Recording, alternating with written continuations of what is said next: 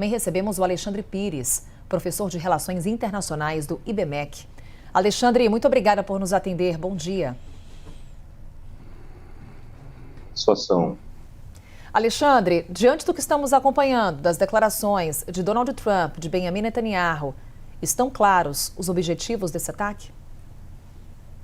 Eu vejo que, pelos lugares que foram colocados, parece que a questão nuclear está secundária. A questão dos mísseis balísticos, a destruição dessa capacidade parece que não é tanto o alvo. O ataque inicial realmente focou nas lideranças e centros, digamos, de poder.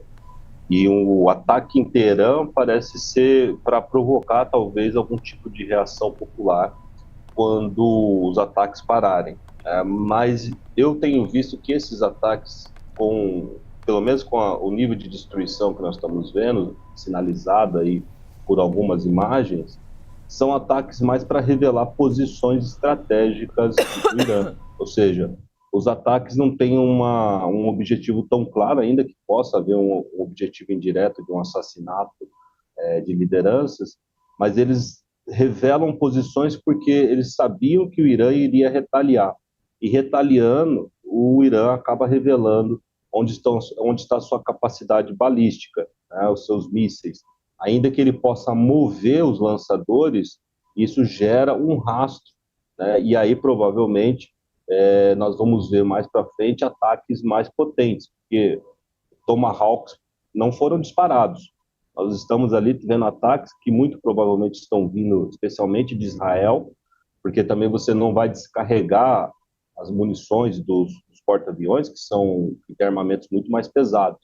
Então, revelando essas posições, provavelmente os Estados Unidos vão fazer uma investida mais forte e nós vamos ver imagens com o lançamento de mísseis vindo do mar. Por enquanto, esses ataques parecem ser mais restritos, né, e o que a gente chamaria de provocativos. E Alexandre, antes de passar a palavra para o Américo Martins, que também tem perguntas para você, é só destacar, quando você fala do Tomahawk, o que representa a entrada do uso desses mísseis nesses ataques e também o que sabemos nesse momento sobre o poderio militar do Irã. Irã, como falávamos, que passa por uma fragilidade do regime, uma fragilidade econômica, que recentemente foi alvo de ataques, inclusive dos Estados Unidos, em suas instalações nucleares. O que sabemos sobre o poder de reação iraniano? O Irã ele tem um avanço em termos de mísseis e também em termos de armamento convencional. Ele tem realmente armas com capacidade de destruição, mas os mísseis deles têm alcance médio, né? Ou seja, não são mísseis em que ele opera ali com tanta facilidade, ameaçando distâncias maiores. E também tem uma certa velocidade. Nós temos que lembrar que existe uma disputa hoje no mundo por mísseis cada vez mais velozes para evitar a interceptação. Mas já há notícias, Carol, agora pela manhã, nós já estamos com esse conflito, começou já tem 5 horas, que alguns mísseis conseguiram furar as defesas israelenses, com os Patriots e os THAADs. Então, eles estão já usando um armamento muito mais capaz do que aqueles que eles gastaram, né, no conflito com o Israel ano passado.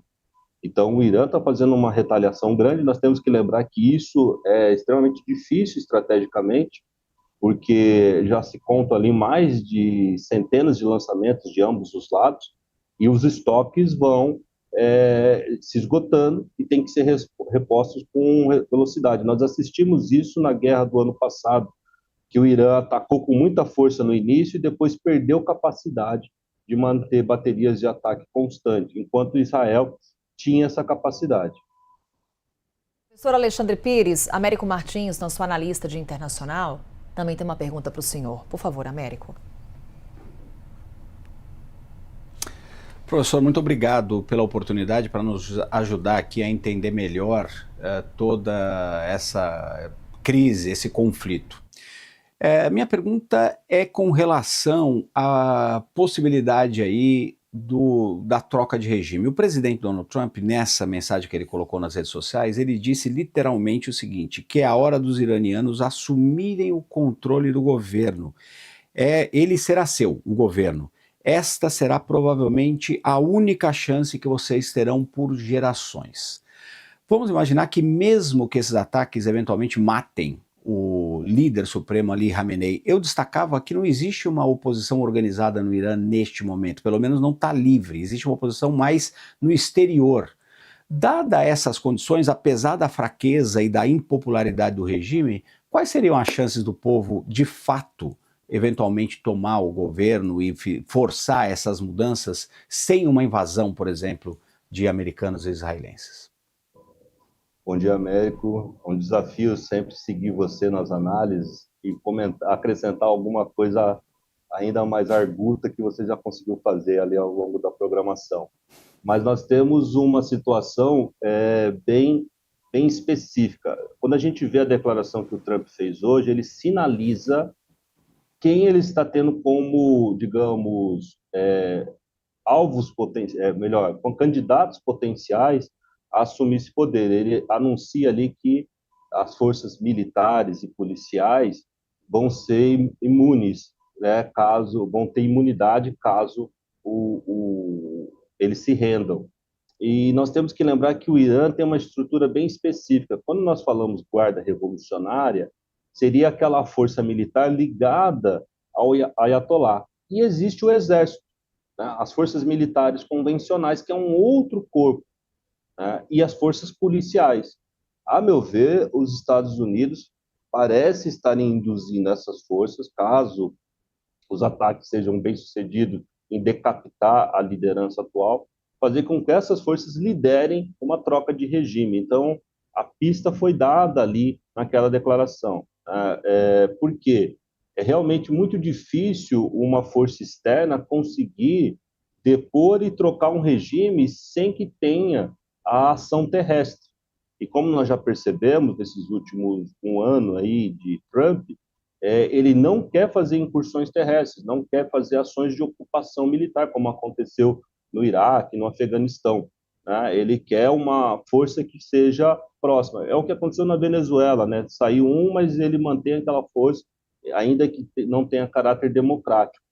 E tem uma preocupação, Américo, que eu acredito que nós temos que pensar, é que o Irã é a terceira maior reserva do mundo. Né? As duas primeiras são Venezuela e Arábia Saudita, que já estão ali, digamos, sob influência americana.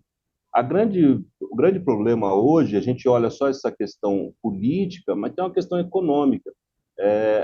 O Afeganistão está sob controle, digamos assim, chinês. A China tomou controle do Afeganistão, e o Afeganistão é uma ponte terrestre com o Irã. Inclusive, já havia conversas de criar um oleoduto, né, entre Irã e China. Isso é extremamente preocupante, porque a China passaria a ter acesso à terceira maior reserva. Depois vai vir Canadá e Iraque. Canadá também na órbita americana e o Iraque naquele impasse. Né? Então, os Estados Unidos também estão numa corrida para evitar que a China tenha acesso à energia barata.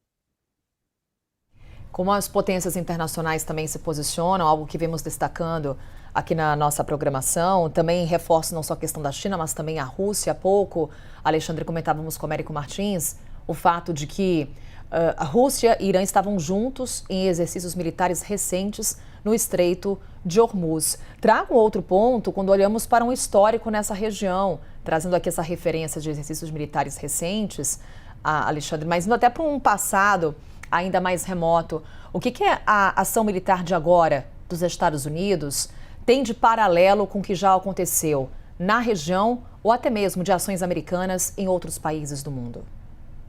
Não, é uma novidade. Não tem, mesmo os conflitos lá dos anos 80, não tem mesmo conflitos entre Iraque e Irã. Tudo isso foi muito no que a gente chama de conflitos por procuração. As grandes potências entravam, mas não entravam diretamente.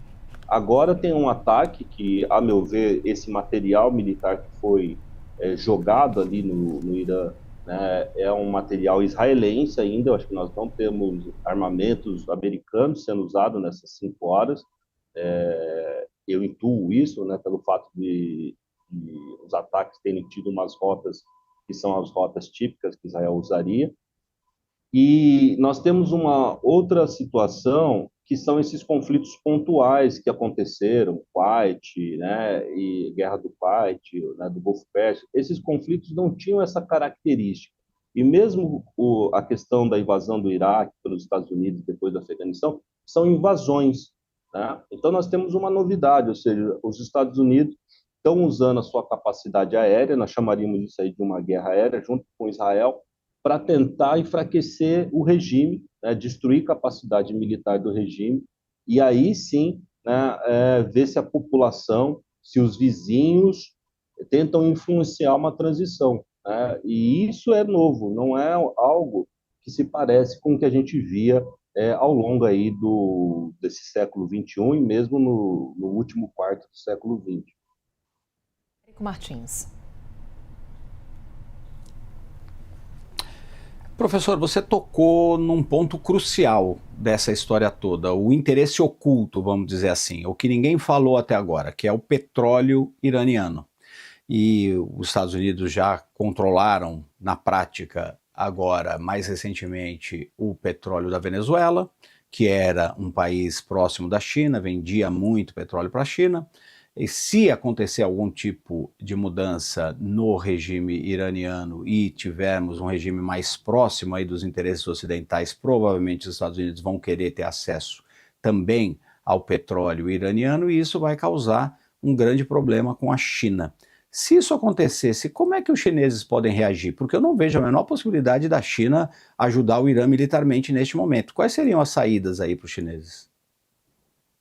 Dá a impressão que é aquela corrida contra o tempo, né? Ou seja, além do Irã se aproximar de uma arma nuclear, mais 1 ano, 2 anos, tendo em vista a extrema capacidade de construção de infraestrutura dos chineses, eles conseguiriam integrar a economia iraniana com muito mais força à economia chinesa. Do mesmo jeito que fizeram na questão financeira, Américo.